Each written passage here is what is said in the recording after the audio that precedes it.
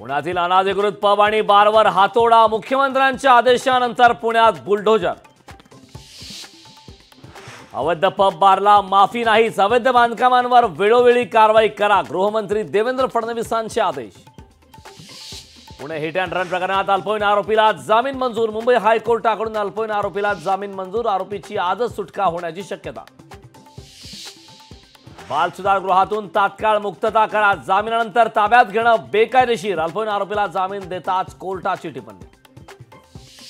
Pune Porsche car अपघातातील मृतकांच्या पालकांना मदत सुपूर्द, सरकारकडून मृत मुलांच्या पालकांना 10 लाखांची मदत।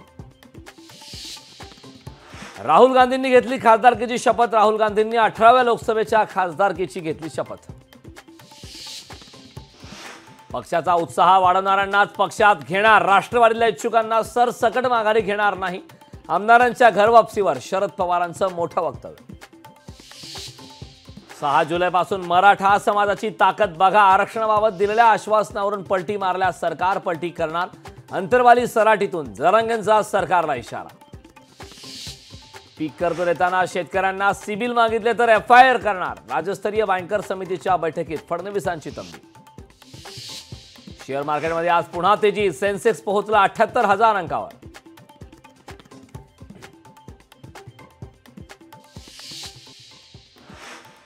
केंद्रीय नेतृत्वाची राज्य भाजपच्या कामगिरीवर नजर, काही जुन्या जाणत्या नेत्यांशी आणि पदाधिकाऱ्यांशी दोन्ही नेते करणार चर्चा। मुंबई पदवीधर आणि शिक्षक मतदारसंघासाठी उद्या निवडणूक, मुंबईतील शाळांमध्ये मतदान प्रक्रिया पार पडणार। राज्यातील मंत्र्यांच्या 36 बंगल्यांचं वीज आणि पाणी बिल थकीत, सार्वजनिक बांधकाम विभागाचा अजब कारभार।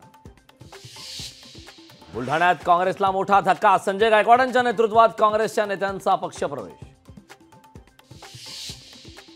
शेतकऱ्यांवर गुन्हे दाखल केल्यास थेट रस्त्यावर उतरू, HTBT बियाण्याच्या मुद्द्यावरून सदाभाऊ खोत यांचा राज्य सरकारला इशारा।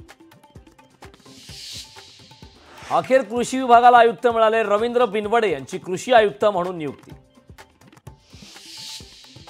येवला आणि मनमाडमध्ये पैसे वाटप करतानाच भांडाफोड, नाशिक शिक्षक मतदारसंघात पैसे वाटल्याचा प्रकार उघड, पैसे वाटप करणारे ताब्यात, पैशांची पाकिट जप्त।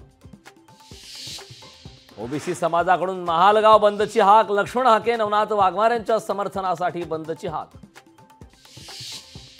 नागपुरात कत्तलखान्यावरून शिवसेना, उद्धव बाळासाहेब ठाकरे पक्ष आक्रमक, सुरगाव येथील प्रस्तावित कत्तलखान्याचा निर्णय मागे घ्या, शिवसेना उद्धव बाळासाहेब ठाकरे पक्षाच्या पदाधिकाऱ्यांची मागणी। वर्ध्यातील देवळालीत सोमवारी झालेल्या हत्येच्या घटनेच्या निषेधार्थ आंदोलन, आरोपीला कठोर शिक्षेसह अवैध झोपड्या उठवण्याची मागणी।